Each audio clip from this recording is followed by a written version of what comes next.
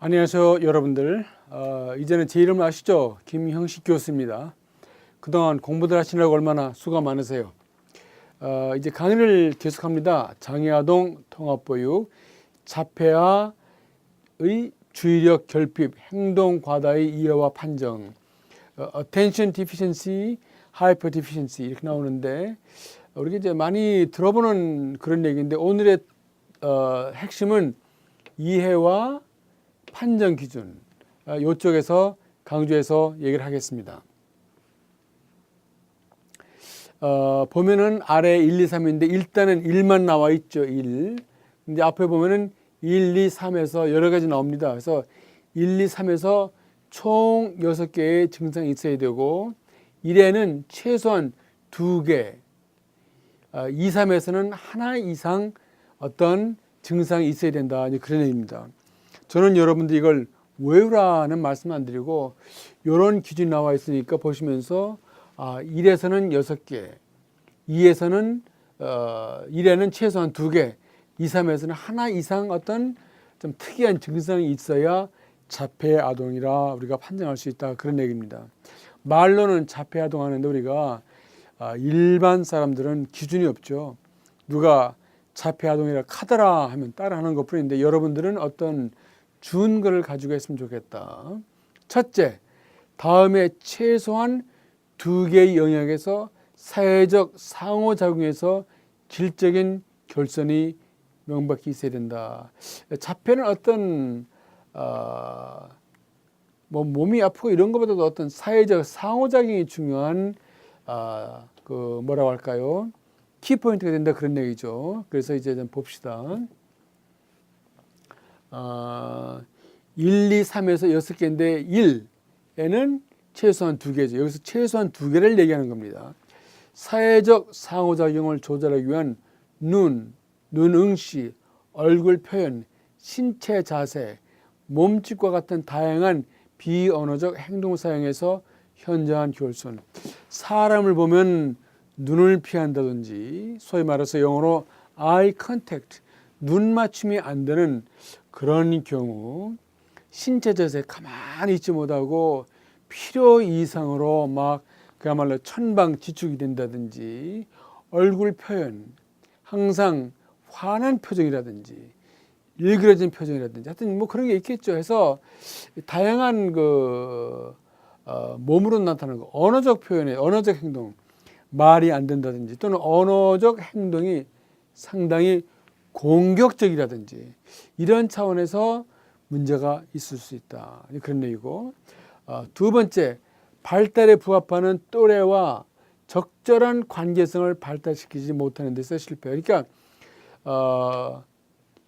동네 친구들과 잘 놀아야 되죠. 잘 놀지 못하고 싸움만 한다든지 동네 친구들 오면 도망을 간다든지 대인 기피증 2가지죠. 세 번째, 행복이나 기쁨에 대한 표현의 현저한 결손.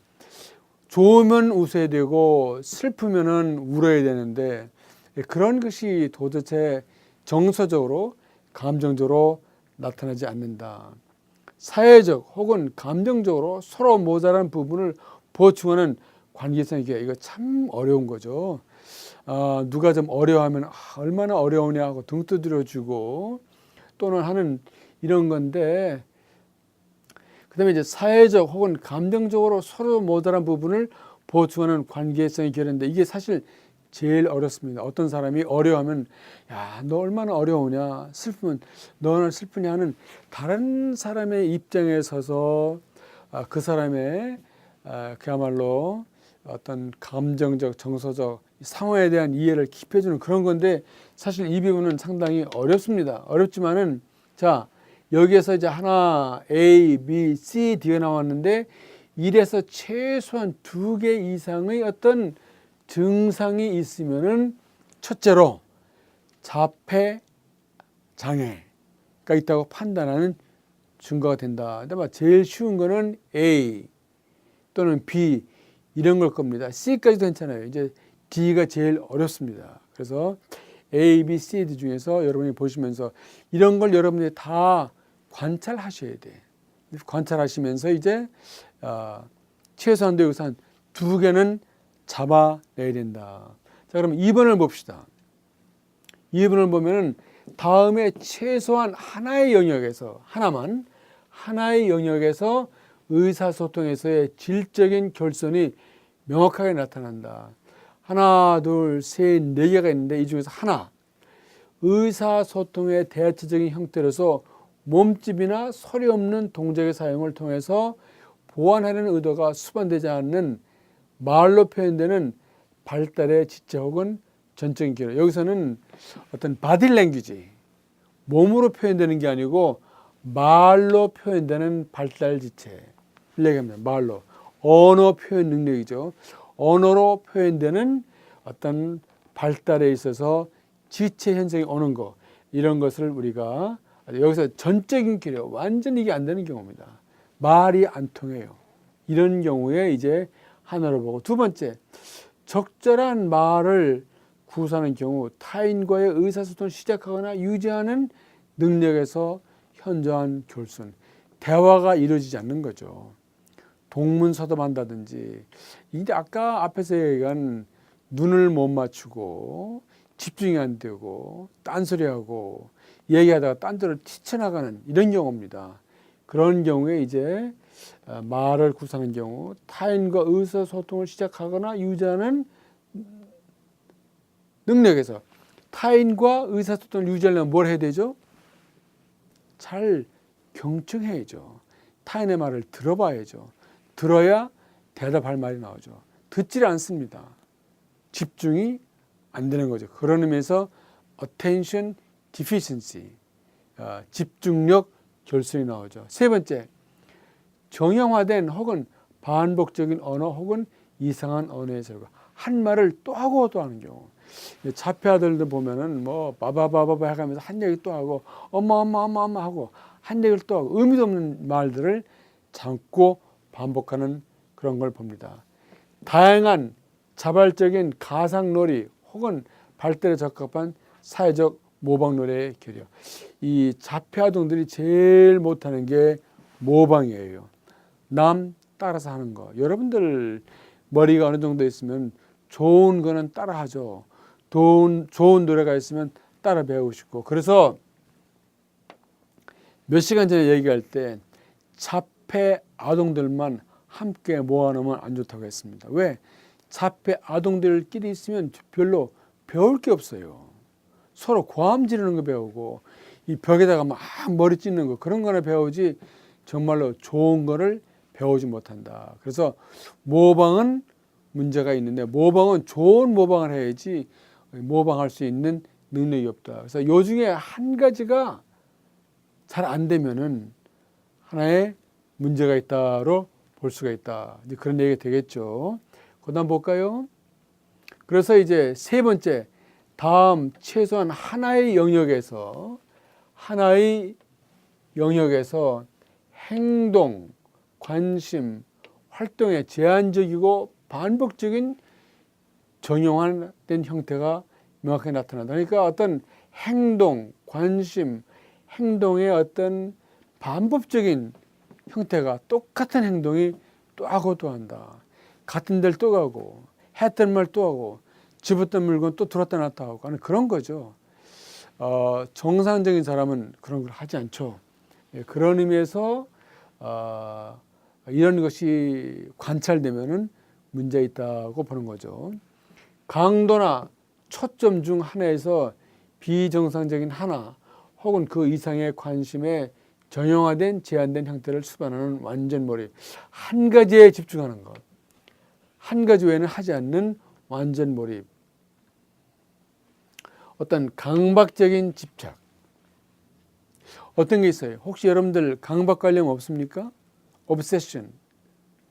생각 안 나요? 혹시 여러분 가운데 화장실에 10분 만에 한 번씩 가서 손 닦는 분 없어요? 혹시 여러분이 만난 사람 가운데에서 그냥 때만 나면 쫓아가서 손 닦는 사람, 손을 씻고 또 씻고 하는 사람, 그게 바로 강박관념입니다.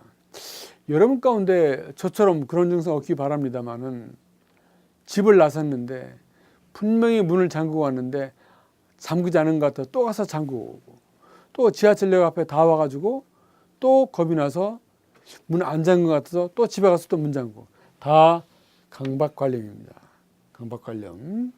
그 다음에 손이나 손가락을 펄럭거리거나 비틀기 혹은 복잡한 전체적인 신체 움직임을 포함하는 정형화된 반복적인 운동 또는 매너리즘. 막 한 얘기인데 뭐 손 닦기나 어떤 손깍지를 끼고 손을 빗다든지, 우리 얘기하죠. 식당에 가서 발을 통통 구르면은 복 나간다 그러죠. 방정 맞다 그러고. 이제 그런 의미에서 어떤 한 가지 정형화된 어떤 그러한 몸놀림을 하는 그런 경우를 얘기합니다. 또는 어떤 놀이 자료의 사물의 부분적인 지속적인 집착. 놀 때도 한 가지 뭐라고 할까, 놀이만 가지고 하는 그런 건데, 이 집착이라는 말, obsession, 강박적인 거, 몰입한다는 거 다 같은 개념이에요. 몰입한다. 어떤 강박적인 게 있다. 또 한 가지 습관을 계속해서 반복적으로 한다. 집착한다.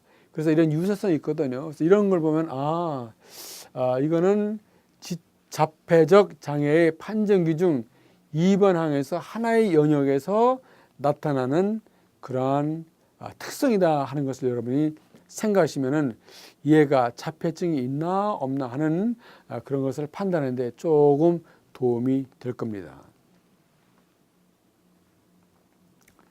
그래서 그 자폐아 판정기 중에서 또 이제 다른 부분을 보면은 대개 3세 이전에 나타난다. 3세 이전에 아동 성자가 발달해서 3세, 5세가 상당히 아주 중요한 성장 과정이라고 말씀드렸죠. 그래서 3세 이전에 자폐 증세가 나타나고, 왜요? 사실 영아 유아들은 자폐가 있는지 장애가 있는지 참 알기가 어렵습니다. 말하는 수준이나 걷는 거나 지적 능력이 거의 어슷비슷하기 때문에 딱 부러지게 이야기가 힘들다.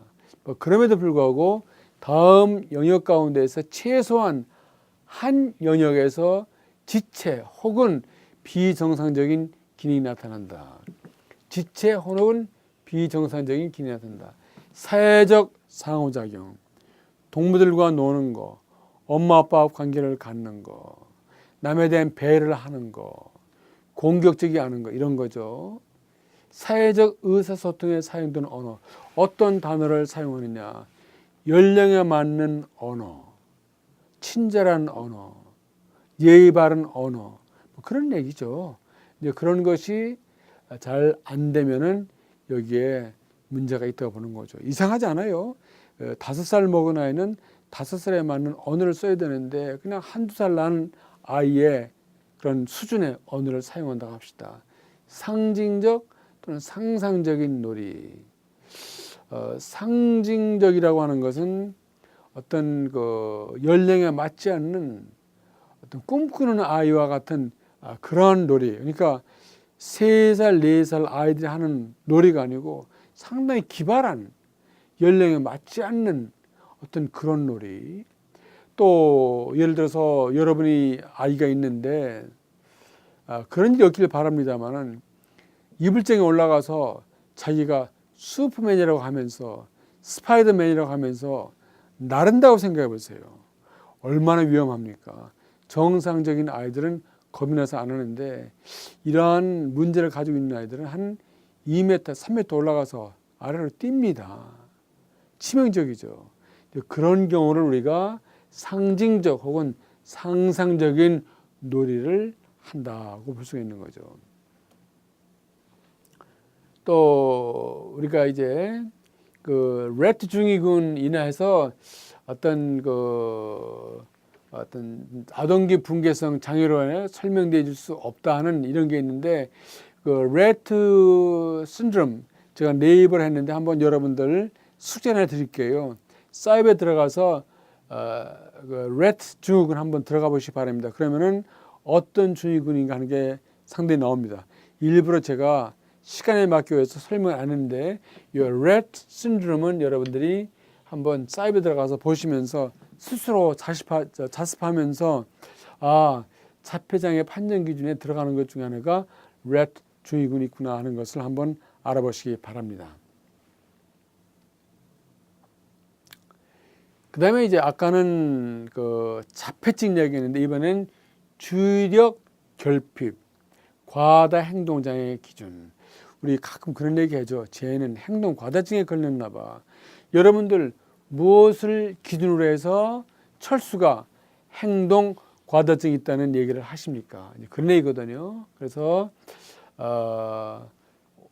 이 시간에는 취약전 및 학령기 통합교육 현장에서 가장 많이 접하는 아동은 취약전기에는 발달지체로 분류되는 정신지체 아동과 자폐아동, 주의력 결핍, 과다행동 같은 행동장애아들이다. 네 가지네요. 네 가지. 그래서 여러분이 보육교사 현장에 계시면은 통합교육 현장에서 제일 많이 발견되는 만나게 되는 문제아동, 장애아동은 첫째 정신지체, 자폐아동, 주의력 결핍, 과다 행동을 가진 아이들이다. 그래서 그러면은 어떤 아이들이 정신지체고 어떤 아이들이 자폐아동이고 주의력 결핍이 있고 과다 행동인가 하는 이런 것을 좀 보는데 아래 여러 가지 행동 중에서 8가지 이상 또 나옵니다. 밑에 아래 여러 가지 행동 중에서 8가지 이상이 최소한 6개월 이상 지속되는 경우에는 일단은 정상적인 상태에서 벗어난 것으로 간주한다. 8가지 이상 상당히 많네요. 뭐 다 외울 수는 없고 들어보시면 우리가 관찰할 수 있는 거. 그러니까 제가 처음 시간부터 말씀드린 것은 영유아 통합 보육 과정에서 여러분이 훈련시켜야 될 것은 관찰의 능력입니다. 얼마나 잘 관찰해서 여러분들이 할 수 있나 이런 거거든요. 손발을 가만히 두지 못하며 움직이거나 몸을 꼰다. 손발을 가만히 두지 못하며 움직이거나 몸을 꼰다. 저도 대학 교수로 강의를 합니다만은 특히 요즘은 강의 시간이 아주 힘듭니다. 저는 이제 학부 강의는 별로 안 하는데 대학원 강의 들어가도 왜 힘든지 아세요? 전부 다 노트북을 가져오면은 인터넷 서핑하고 스마트폰 가져오면 그거 가지고 막 이게 이제 하기 때문에 저하고 눈이 안 맞고 자기들은 관심이 다 스마트폰, 인터넷에 가 있습니다. 그러니까 손발을 가만두지 못하고 움직이나 몸을 꾸는 이런 문제가 아니라 요즘은 아주 IT 때문에 제가 강의가 힘듭니다. 이런 거고 두 번째 가만히 앉아 있으라고 지시해도 앉아 있지를 못하고 돌아다닌다. 여러분들 아이들이 함께 학습하고 놀이하고 이렇게 게임하고 하는데 한 아이가 자꾸 돌아다니면 어린아이들은 그렇잖아요. 돌아다니는 아이들 쳐다보고 딴짓합니다. 그런 거를 우리가 생각할 수 있고 밖에서 누가 지나가다가 창문에 보이면 거기에 집중이 돼서 그쪽에 쳐다보고 교사 선생님에게 절대 집중 못하는 그런 경우입니다. 친구들과 놀 때 자기의 순서를 기다리지 못한다. 질문을 끝까지 듣지도 않고 대답을 해버린다. 좀 설치는 거죠. 행동 과다입니다. 행동 과다고 주의력이 없어요. 그러니까 외부의 자극에 대해서도 쉽게 산만해진다는 건 주의력이 없다 그런 얘기죠. 뭐 가만히 있지 못하고 돌아다니는 것도 주의력이 없는 거고 자기 순서를 기다리지 못하는 것도 뭐 사실 주의력이 없는 거죠. 다 다른 사람들 보면 순서를 밟아가는데 돌아가는 거고 질문을 끝까지 듣지 않고 대답해버린다.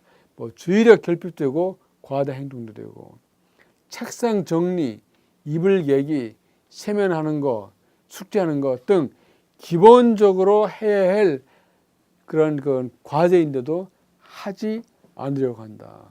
뭐가 중요한지 모르는 이런 거죠. 그래서 지금 한 6가지 나왔는데 이런 8가지 이상이 RA 특성 중에서 8가지 이상이 최소한 6개월 이상. 이렇게 여기서 보면은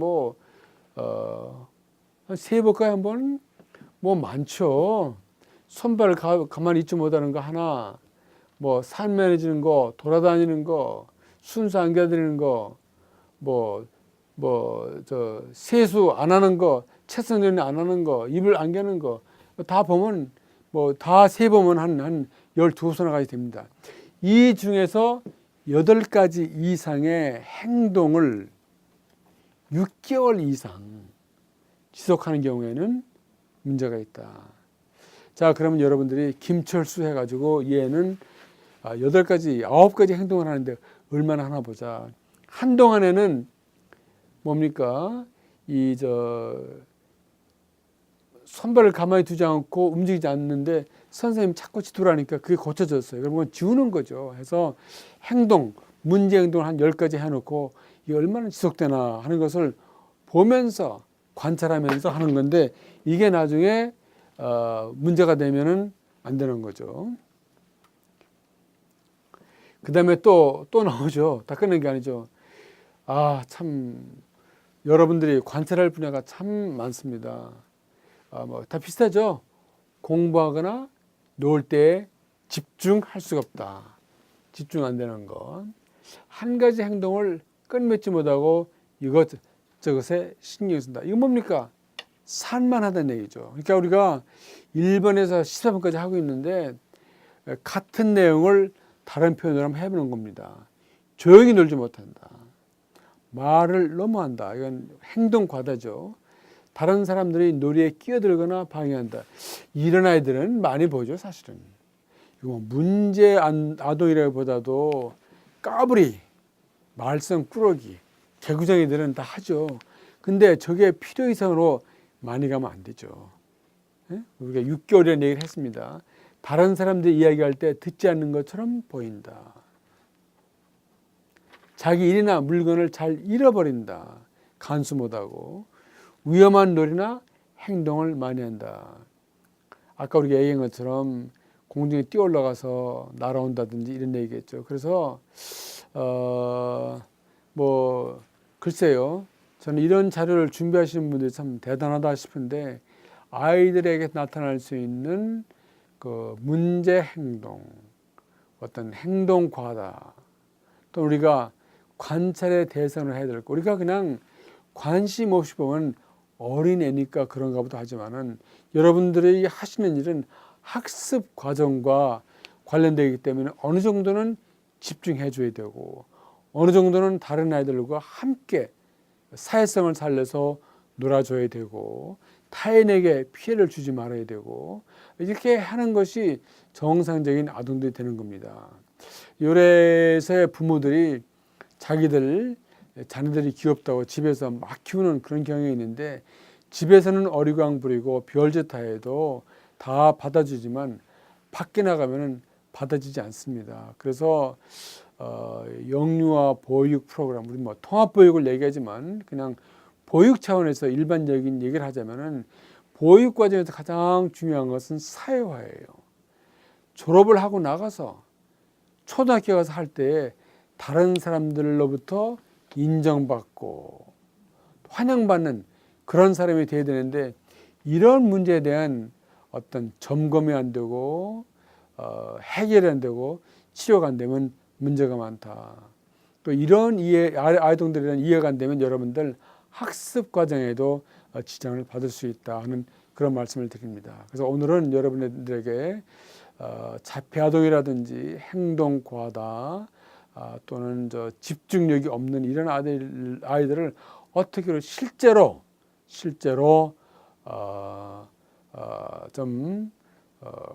과학적이라 할까 체계적인 방법으로 가려내는가 하는 그런 거 했습니다. 여러분이 지금부터 하시는 거는 주먹구구식이 아니고 상당히 훈련된 준비된 그러한 틀을 가지고 접근한다 생각하시면 되겠습니다. 마지막으로 주의력 결핍, 과잉 행동장애. 뭐 지금까지 다 얘기한 겁니다. 새로울 게 없어요. 그래서 attention deficiency 또는 hyperactivity disorder 이런 얘기인데 아래 6가지 항목 중 6가지 이상의 증상이 6개월 이상 지속되는 게 참 재밌네요. 10가지 항목 중 6가지 이상의 증상이 6개월 이상 지속되는 경우. 여러분들 이런 거 보시면서 여러분들이 어렸을 때를 한번 생각해 보십시오. 혹시 여러분들 차분하지 못하고 너무 활동적인 건 좋은 거예요. 근데 사람들이 너는 왜 이렇게 차분하지 못하니 우리 야단을 많이 받죠. 활동적인 것 때문에 야단 안 받는데 차분하지 못한 것 때문에는 꾸지람을 많이 받습니다. 여러분들의 어린 시절을 생각해 보시기 바랍니다. 쉽게 흥분하고 충동적이다. 화를 잘 낸다. 충동적이다. 뭘 생각을 안 하고 그냥 행동에 옮기는 거. 약간 위험하죠. 저는 여러분들 혹시라도 어린이들에게 얘기할 때에도 아이들에게 이야기하기 전에 생각을 먼저 하십시오. Think before you talk. 말하기 전에 생각을 먼저 하는 훈련을 하십시오. 다른 사람들에게 방해가 된다. 여러분이 나타나면은 사람들이 도망을 갔습니까? 박수치며 환영을 했습니까? 어떤 사람은 나타나면은 문제가 나타나는 그런 경우가 있죠. 방해꾼, 환영받지 못하는 사람, 그런 경우죠. 한 번 시작한 일을 끝내지 못한다. 아까 다 얘기한 겁니다. 늘 안절부절 못한다. 초조하다. 주의력이 없고 쉽게 주의 분산된다. 요구하는 것이 있으면 금방 들어줘야 된다.